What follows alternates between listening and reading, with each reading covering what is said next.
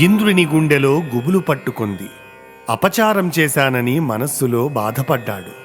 బాలకృష్ణుడు ఒక చేతితో కొండనెత్తి ఎడాపెడా వాయించి వేస్తున్న గాలివానకు తల్లడిల్లిపోతున్న ఆవులకు గోపకులకు రక్షకుడయ్యాడు అని 3 లోకాల ఏలికను నేను అనే గర్వం తుడిచిపెట్టుకొని పోగా కామధేనువును తోడు తీసుకుని కృష్ణస్వామి చెంతకు చేరుకున్నాడు ఇంద్రుడు. ఆయన పొగరెక్కిన ప్రభువుల దురహంకారాన్ని రూపుమాపేవాడు, సాధుజనులయందు జాలిని పెంపొందించుకునేవాడు అనే భావన అతని అంతరంగంలో మెదలుతూ ఉన్నది. శ్రీకృష్ణుని కాళ్ల మీద పడ్డాడు, చేతులు జోడించాడు, మెల్లగా నోరు విప్పాడు.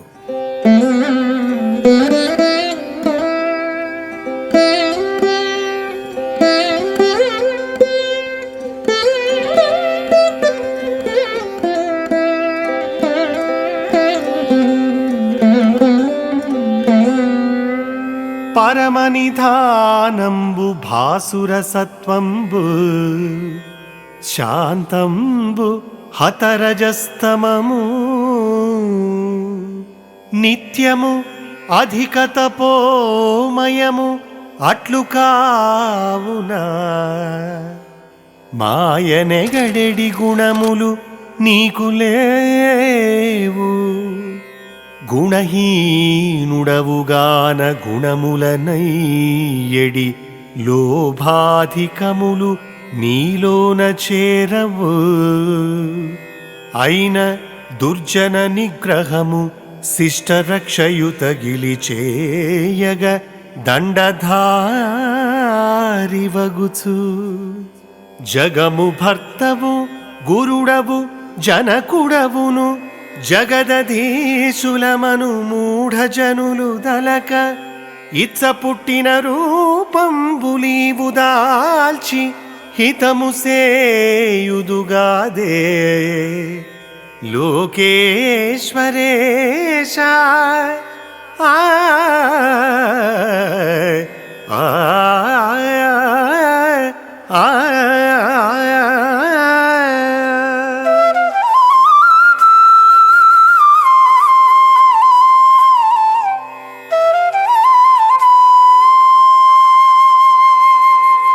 స్వామి, మేము లోకపాలకులము, నీవు మాకందరకు పాలకుడవు. నీది పరమధామము, అందు రజస్సు తమస్సు అనేవాని ఛాయ అణుమాత్రం కూడా ఉండదు. దానినే తత్వజ్ఞులు శుద్ధ సత్వము, వెలుగొందే జ్ఞానస్వరూపము అంటారు.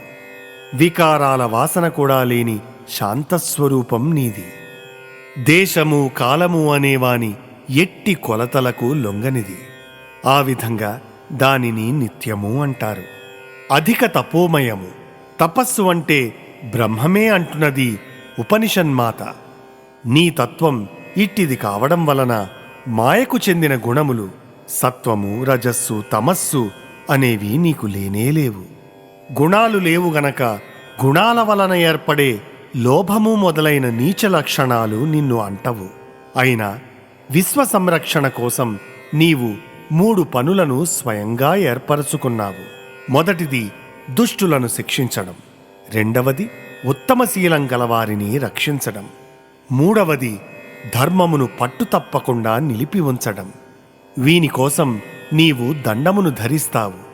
ఈ జగత్తునంతా భరించేవాడవు, దీనికి గురువైన వాడవు, పుట్టించిన వాడవు అన్నీ నీవే. పేరునకు మేము లోకపాలకులము. నీవు ఎప్పుడు ఏ రూపం అవసరమనుకుంటే అప్పుడు ఆ రూపాన్ని ఏర్పాటు చేసుకుని లోకాలన్నింటికీ మేలు చేస్తూ ఉంటావు.